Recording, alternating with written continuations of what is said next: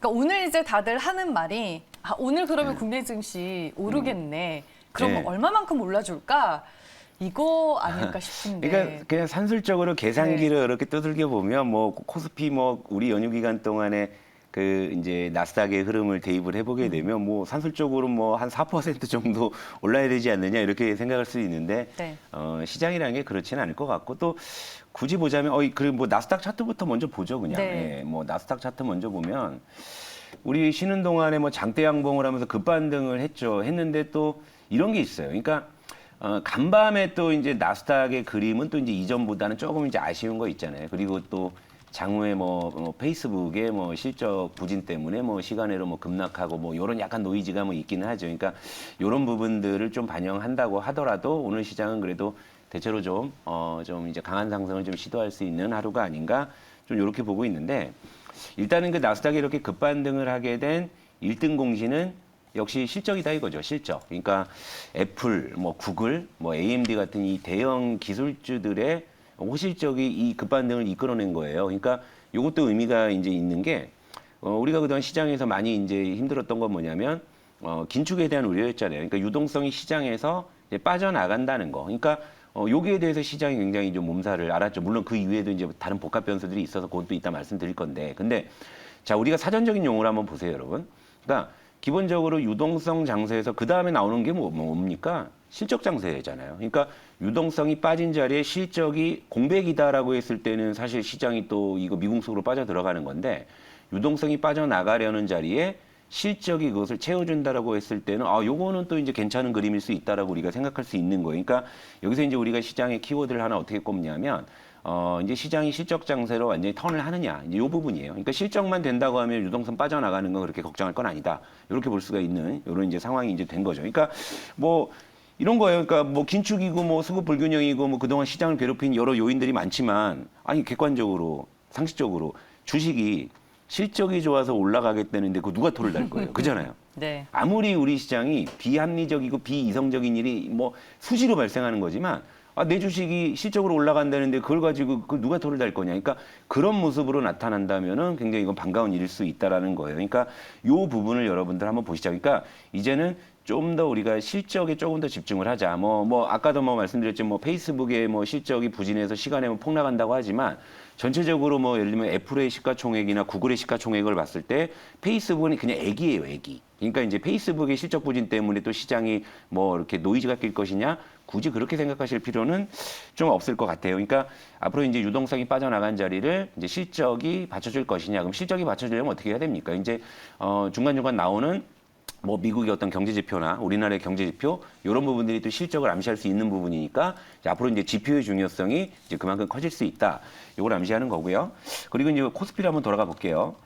자, 코스피도 이렇게 길게 보면 많이 빠졌어요. 그러니까 이게 이제 제가 이제 그때 변곡점을 그러니까 2,800을 놓고 말씀드렸어요. 그러니까 2,800을 하회하는 순간에 이 유동성 오버슈팅은 기술적으로 종료가 됐다. 이제부터는 유동성 장세는 끝났다. 이렇게 보시면 된다. 근데 이제 요 구간에서 이제 실적으로 뭔가를 해주려는 시도들이 나타나고 있다. 이렇게 보시면 되는데, 이제 조금 늘려서 보게 되면, 자, 일단은 연휴 직전에 이제 우리 시장이 그래도 좀 급반등을 해서 이제 끝났게 된 가장 큰 요인이 뭐였냐면 SK 하이닉스의 호실적이었죠. 역대 최대 실적을 냈죠. 그러니까 우리 시장도 미국보다 오히려 어떻게 보면 한 발 앞서서 대형 기술주들의 호실적이 일단 시장을 멱살 잡아 이제 끌어올리기 시작을 했고, 제가 여러분들께 말씀드렸잖아요. 이제 시장이 바닥 찍고 반등하면 뭐부터 패야 되냐? IT가 해주잖아요. 그죠? SK 하이닉스, 삼성전자. 자, 미국도 마찬가지죠. 대형 기술주 IT가 해주는 거잖아요. 그러니까 이런 이제 시장이 이제 반등을 할 때는 일단 우리가 무조건 IT에 먼저 들어가야 된다. IT부터 멱살을 잡아야 된다. 이제 요런 이제 관점으로 이제 보시면 될 것 같고요. 그리고 다시 한번 이제 코스피를 좀 늘려서 보게 되면 그렇다면은 우리 시장은 자, 단기적으로 이제 여기서 이제 2,600을 바닥권 시나리오로 두고서 이제 여기서 이제 반격을 좀 모색해 볼 만한 타이밍이 되었다. 이렇게 볼 수 있는데 그러면 자, 제목에 제가 이제 주식은 걱정의 벽을 타고 오를까 이제 이렇게 이제 말씀드렸는데 아직은 우리가 이제 그동안 시장을 괴롭혔던 이슈들이 완전히 소멸된 것은 분명히 아니지만 네. 이 이슈들에서 미묘한 변화들이 이제 감지된다라는 거죠. 그러니까 요걸 한번 보시자고요. 일단 대뇌 변수의 미묘한 변화들에서 제가 이제 그 사중고라고 해서 이전에 한번 보여드린 그 이제 이슈를 조금 이제 변화가 있어서 이제 수정을 해왔는데, 자, 미국의 긴축 아까 말씀드린 대로 자, 실적으로 받쳐주면 그냥 게임 끝나는 거예요. 저거는요. 단순하게 보시자고요. 그러니까 뭐 유동성이 빠져나가 근데 실적이 좋아 오케이 걱정 없어 이렇게 갈 수 있는 그런 지금 변곡점에 지금 시장이 놓여 있다. 그러니까 이러니까 좀 변화가 생긴 거죠. 자, 우크라이나 아직도 뭐 이렇게 구체적으로 뭐 이렇게 진전된 거 없어요. 진전된 거는 없는데, 근데 중요한 건 내일 이제 베이징 올림픽이 개막을 하죠. 자, 베이징 올림픽이라는 것은 이제 평화의 상징이죠. 그러니까 올림픽 기간에 과연 우크라이나를 침공할 것인가에 대해서는 이제 우리가 조금은 이런 부분에 대해서 이제 변수로서의 한번 우리가 변화를 한번 보자는 거죠. 그러니까 적어도 우크라이나 우려가 완전히 제거되지는 않았다 하더라도 올림픽 기간에 푸틴이 아무리 좀 이 양반이 독불 장군이라 하더라도 이때 과연 할 것인가에 대해서는 좀 상식적으로 봤을 때, 그리고 중국이 이런 어떤 그 국제 정세에서 러시아 편을 뭐 계속 들어주고 있는 그런 나라라는 건 잘 알고 계시지만 올림픽 기간에 뭔가를 러시아가 하는 거는 내심 또 불편해하고 있다. 이제 이런 부분들이 또 물밑에서 또 이제 메시지가 오갔을 가능성이 있다. 이걸 본다면 올림픽 기간 동안만큼은 적어도 우크라이나 우려가 여기서 더 이제 악화되지는 않을 수 있다라는 변수를 한번 놓고 보시자고요. 물론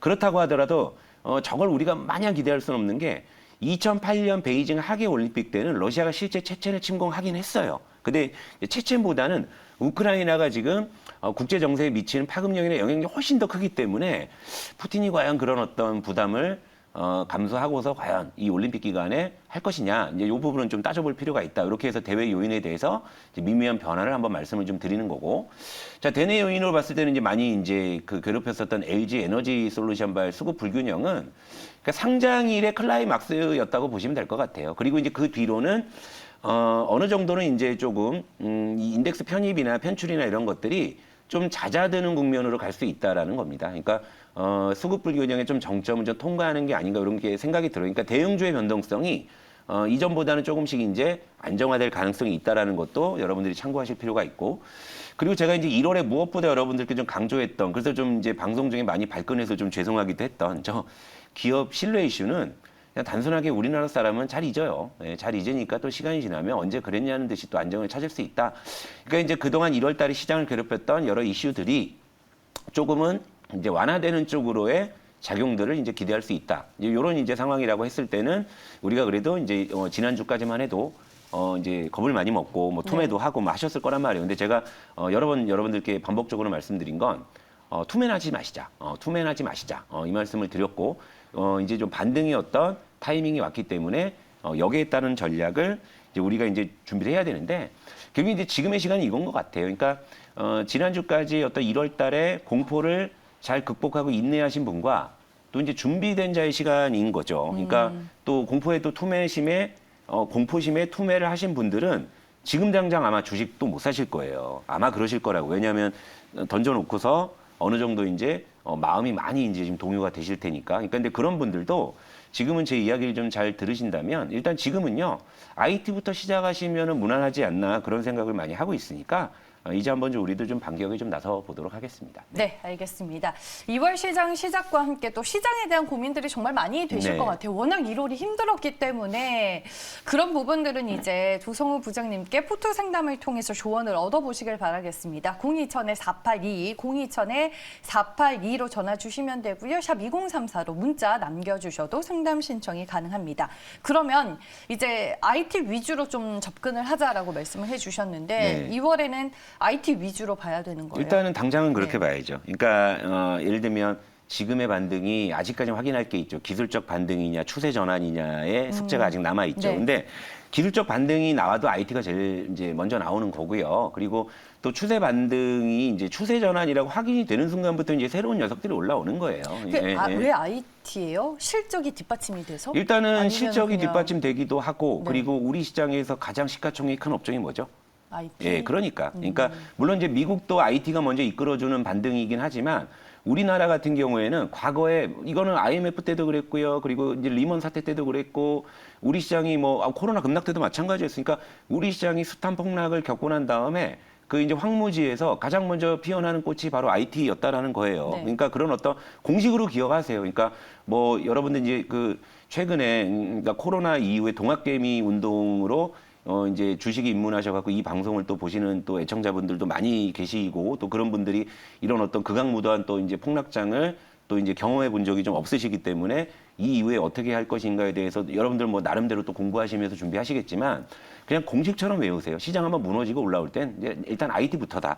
그리고 이제 그 다음에 플러스 알파가 누구냐 이제 이렇게 보셔야 되는데 여기서 반등장의 팁을 하나 드리자면 이겁니다.